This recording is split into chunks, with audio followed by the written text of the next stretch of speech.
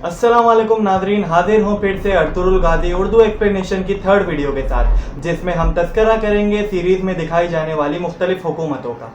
अक्सर हमारे दोस्त जो ये सीरीज़ देखने के शौकीन होते हैं इन हुकूमतों के अहवाल से नावाकिफ़ होते हैं, जिसकी वजह से वो इस सीरीज़ में होने वाले वाक़यात को सही से समझ नहीं पाते या मुख्तलिफ कड़ियाँ जोड़ने में नाकाम रहते हैं। हम इस वीडियो में कोशिश करेंगे कि हमारे नाजरीन को उस दौर के हालात से इस कदर आगाह कर दें कि वो इस सीरियल का भरपूर लुत्फ़ उठा सकें। मैं हूं सलमान गवानी और आप देख रहे हैं हमारा चैनल गवानी अपडेट्स। रिवायत के मुताबिक हमारे नए आने वाले दोस्तों से गुजारिश करूंगा कि हमारे इस चैनल को सब्सक्राइब करें ताकि इस सीरीज़ की अगली वीडियोस और मुख्तलिफ इंफॉर्मेटिव वीडियोस सबसे पहले आपके पास पहुँचें।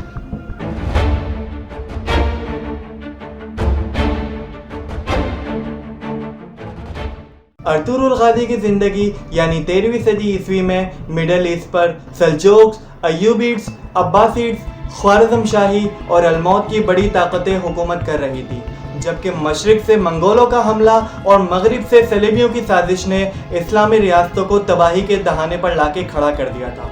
ऐसे में अर्तुरुल गाजी की मुसलमान रियासतों को इकट्ठा करने की साजिश ने कहानी में ट्विस्ट का किरदार अदा किया।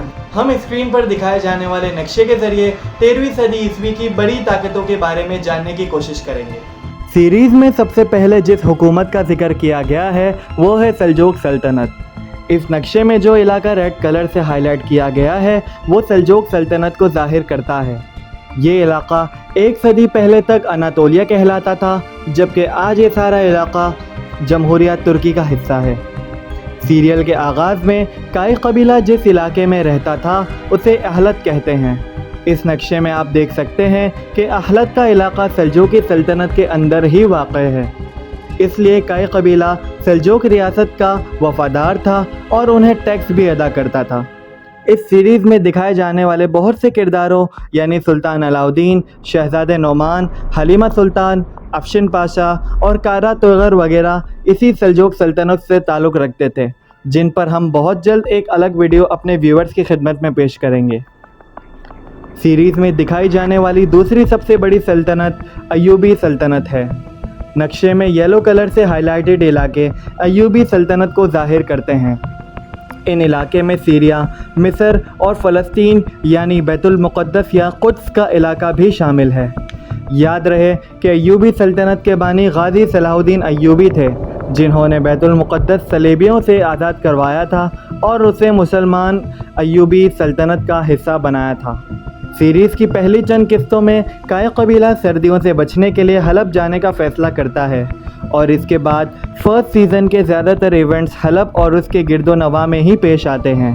आप नक्शे में देख सकते हैं कि हलब का शहर भी अय्यूबी सल्तनत के ही अंदर वाक़ है और इस वक्त हलब के अमीर सलाहुद्दीन अय्यूबी के पोते अल अज़ीज़ होते हैं, जिनका सीरियल में बहुत इम्पोर्टेंट रोल है। अय्यूबी सल्तनत और हलब से ताल्लुक़ रखने वाले अहम अफराद पर भी एक वीडियो बहुत जल्द इसी चैनल पर हमारे व्यूअर्स की खिदमत में पेश की जाएगी।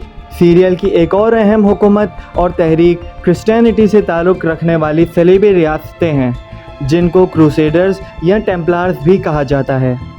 नक्शे में ब्लू कलर इन्हीं रियासतों को ज़ाहिर कर रहा है। इनका मकसद बैतुल मुक़द्दस को मुसलमानों के कब्ज़े से छुड़ाकर क्रिश्चियंस के कंट्रोल में लाना था।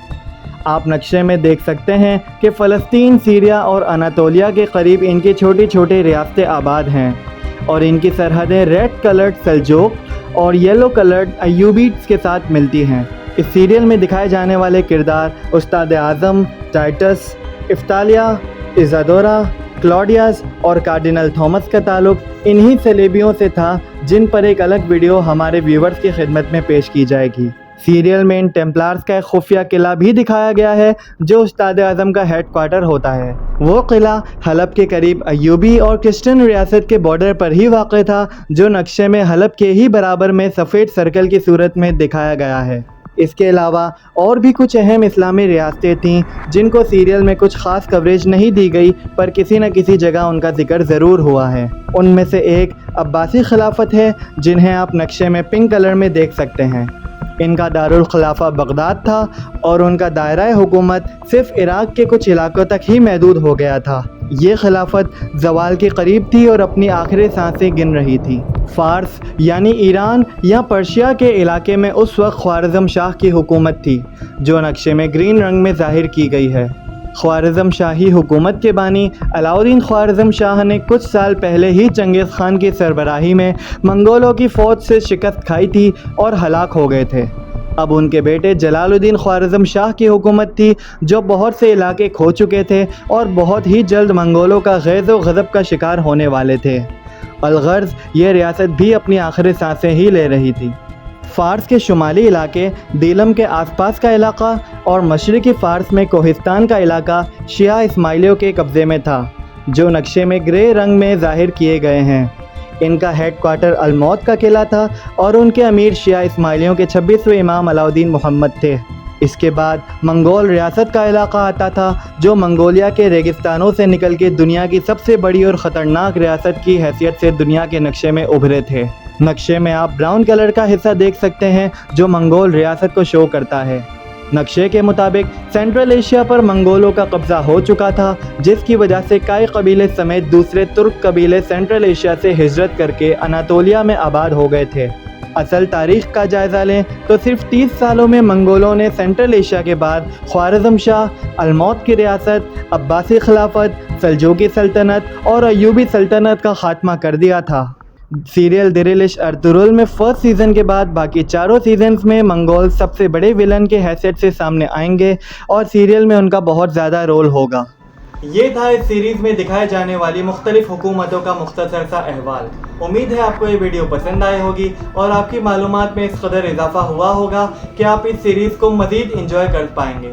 اس ویڈیو کو لائک کریں اور اپنے دوستوں کے ساتھ شیئر کریں تاکہ ان کی معلومات میں بھی اضافہ ہو۔ آپ کی اسکرین پر مختلف ویڈیوز کے تھمبنیلز شو ہو رہے ہیں، جس پہ آپ کلک کر کے اس سیریز کی دیگر ویڈیوز بھی دیکھ سکتے ہیں۔